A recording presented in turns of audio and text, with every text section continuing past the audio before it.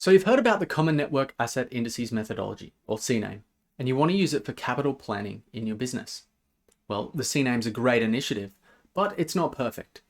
My name's Dane. In this video, we're going to go over 9 improvement ideas for the CNAIM. But first, here's the CNAIM explained in under 30 seconds.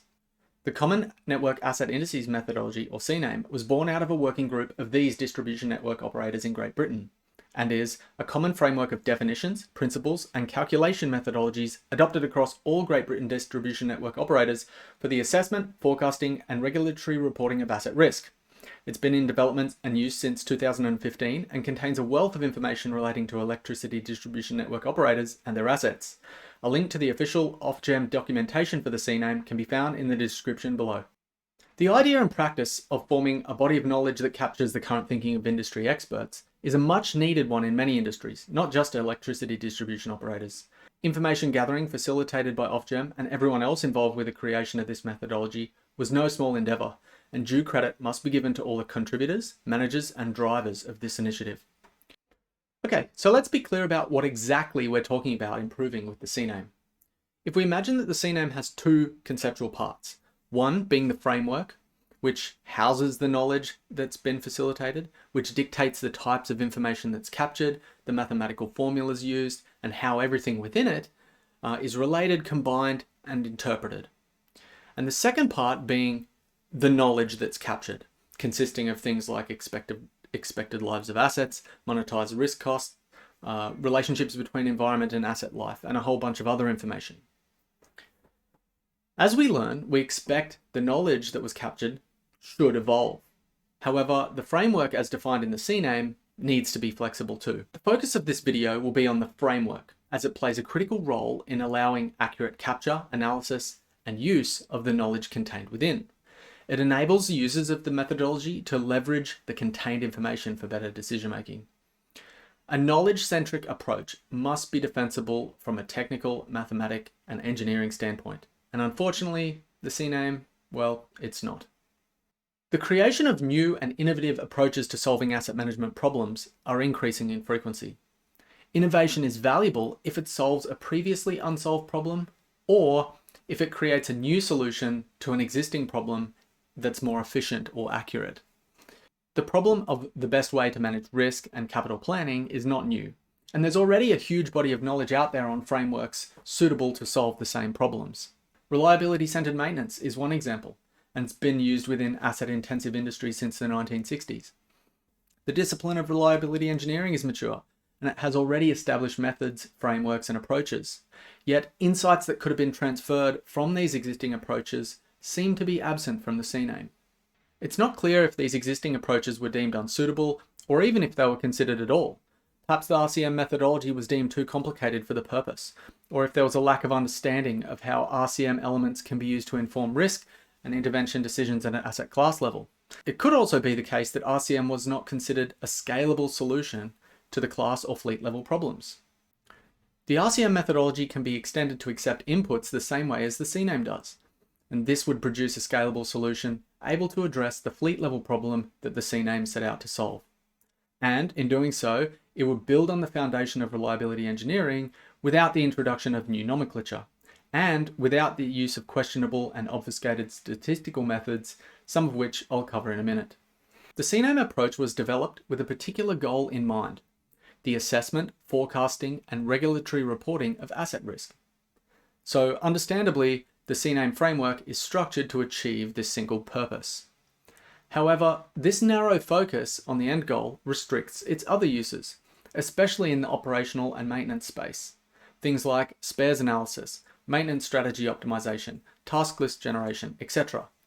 To perform these types of analysis, the framework needs to accommodate more detailed information around tasks and failure modes. An ideal framework would need to be the single source of truth for asset-related information that can be used to support all types of decisions, including risk, maintenance, capital, or operational decisions. This would prevent rework for other areas of the business, and unfortunately, the current version of the CNAIM framework isn't flexible enough to handle this. Causal inference is the process of drawing a conclusion about a causal connection between preconditions and an effect. Asset management and reliability disciplines are founded on cause and effect relationships. The basic questions of why, or what's causing this, are not impossible, but they're difficult to infer from the CNAIM results. As an example, if the CNAIM model suggests that an asset has poor health score and subsequently a high likelihood of failure, the driver or cause is not immediately obvious.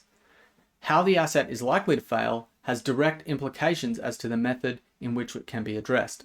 The solution to this problem is to use a framework where the details are maintained at all points throughout the calculations, and to avoid the use of summarizing metrics, which brings us to our next point, which is the use of a health score as an input to a probability of failure calculation. Part of the reason for the issues around traceability and linking outputs back to their causes is the use of a health score as part of the methodology's core calculation. Health scores or health indices have some utility for reporting and understanding at a high level the current state of an organization's asset or fleet of assets. This utility is not being argued here. However, calculating a probability of failure from a health score is a blunder. A health score is a summarizing metric, so to go from a granular level of inputs to a broad calculation of health score and then back to granular probability of failure, you lose all the resolution that was derived from the subject matter expert knowledge. And this loss of detail and traceability is directly responsible for breaking the causal links. The result is that an asset can be identified as in poor condition, but the correct course of action can't be clearly articulated, unless of course the asset only has one intervention type, for example, replacement. Most reliability engineers are familiar with different forms of a hazard function: infant mortality or early life, random, wear out. Combined, these shapes form the widely known bathtub curve. Assets fail in different ways, and therefore their failure characteristics are described by different combinations of hazard functions. No single form of the hazard function applies to all assets. For example, an asset can fail randomly with no infant mortality issues or observable wear out. The CNAIM uses a Taylor series expansion of an exponential function to represent the hazard function. The result is likened to a hazard function in the form of wear out. The CNAIM applies this hazard function to the failure calculations of all asset classes contained within it. The distribution is fitted to an expected life, such that on average one failure will occur every determined lifetime. Having the same shaped distributions for all asset classes assumes a one-size-fits-all approach. This is in direct violation of core reliability principles, and the way each failure distribution should be considered is entirely dependent on the failure mode in question and its respective causes. This is a separate issue, but it is an effect of the way the CNAIM uses health scores as an input to a probability of failure calculation. The solution? It already exists. Use of standard reliability distributions like Weibull for each specific mode. The creators of the CNAIM have acknowledged that there may be a random component to an asset's life cycle. So they've added a random component to the CNAIM models. Each asset has its probability of failure set to random when under a particular health score, 4 at the time of writing. This random addition increases the area under the hazard function's curve and subsequently reduces the asset's predicted life. This causes the probabilistic life of an asset to occur at a point less than the expected life detailed in the CNAIM. Often this discrepancy is unknown to the user. Again, there's no clear causal links between this period of random failure and the actual causes of failure. Another mathematical objection stems from the use of ambiguous factors and their combinations. Use of the factors points to a causal relationship. As an example, the corrosivity of an environment reduces the life of an asset by 10%, or uses a factor of 0.9. This causal inference is a step in the right direction, however it fails on multiple counts. The corrosivity of an environment has a direct impact on the corrosion-related modes of the asset, but nothing else. If a mode which is not affected by corrosion is dominant, then the corrosion has little effect on the life of the asset in question. The combination of these factors, using maximums, averages, or minimum maximum plus an increment method, has no data fitting or causal rigor whatsoever. The use of caps and collars on health scores is simply to fit and/or control the prediction, but is also a symptom of poorly defined, poorly understood cause and effect relationships. To control the rate at which probability of failure increases, an age reduction factor is used. This age reduction factor reduces or increases the aging rate to become closer to the predicted mean.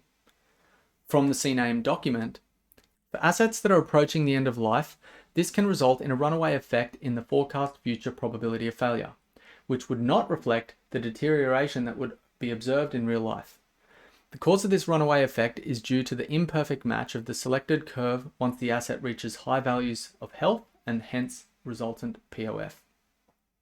In order to minimize the potential for overstatement of the forecast future POF, an age reduction factor is introduced to modify the asset's rate of deterioration. The use of an age reduction factor is effectively a patch to address an issue in the underlying calculation. The reasons for the runaway effect can be partly attributed to the use of a Taylor series expansion for the hazard function, the distribution parameters used, and a misunderstanding of how probability of failure relates to risk. We'll discuss this later. The CNAIM uses two separate scales for indicating an asset health, 0 to 10 for the current year and 0 to 15 for future years.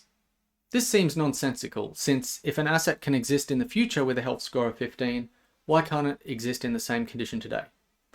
The use of two scales is ambiguous, reduces its utility, and does not reflect how assets are assessed and interpreted in the real world. The CNAIM's primary function is to forecast and enable the regulatory reporting of asset risk. However, there seems to be lack of detail around how the predicted asset risk should be reported and interpreted. The CNAIM goes as far as to define risk as risk equals consequence times probability.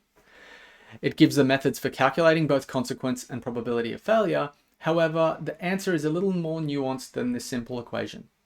The CNAIM model's probability of failure is represented by a hazard function, the Taylor series expansion as discussed earlier.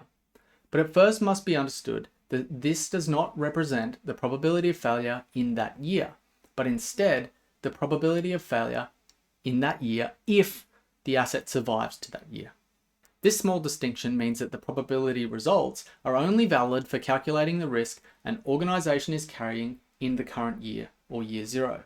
To determine the actual risk that the business carries into the future, the equation risk equals consequence times probability still holds true. However, the probability component must be expanded to probability of failure times probability of survival. In effect, when producing risk profiles and predicting costs for future years, the probability density function must be used. Using the risk calculation as it currently stands leads to a couple of effects. One, future likelihoods are overstated, and it's my understanding that this is the reason for the use of the aging reduction factor above. And two, the use of formulas as described cannot be used to predict the risk that an organization is carrying, even though it's the primary intent of the methodology. Failure to clarify or highlight these issues is leading to widespread misuse of the risk aspects of the CNAIM. The CNAIM uses specific approaches for different asset types, for example, transformers, subcomponents, and submarine cables. This detracts from the scalability and consistency of the framework. While each asset class has its own nuance, a truly scalable solution should be able to account for these nuances without changing the underlying framework. Overall, I really like the intent of the CNAIM. Getting companies together to share information and knowledge around their assets is only going to be a positive thing for industry. But I do think there's a lot of improvement opportunities for the underlying framework. If you thought this video was useful, crack the like button, smash the subscribe button, drop a comment below if there's some video content that you'd like to see, and I'll see you in the next video.